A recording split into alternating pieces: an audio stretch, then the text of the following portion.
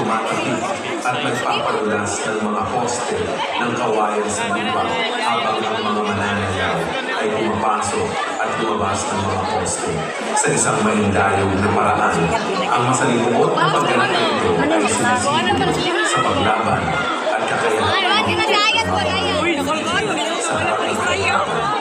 Ayon sa kasaysayan, ang sayaw ay pininiwala ang isang uri ng paglaban ng mga magsasakang Pilipino laban sa kolonyal na pang-aakit ng mga Espanyol nang hindi nasiyahan ng mga magagawa sa mga tagapangasiwa ng Espanyol. Inarusahan sila sa pamamagitan ng pagtayo sa pagitan ng dalawang poste ng kawayan na pinagpapalakpak.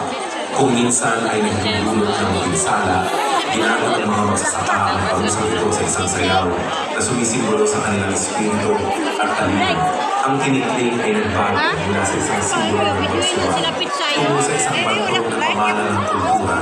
Ito ay ginaganap sa iba't ibang kasiyahan at kultural na kaganapan na nagpapakita ng mayamang kasaysayan at masining na pagpapahayag ng Pilipinas. Sa ngayon, ang tinikling ay hindi lamang nagpapalaging ng tradisyon, kundi nagtatagulo din ng pagkakaisa at pagmamalaki sa mga Pilipino.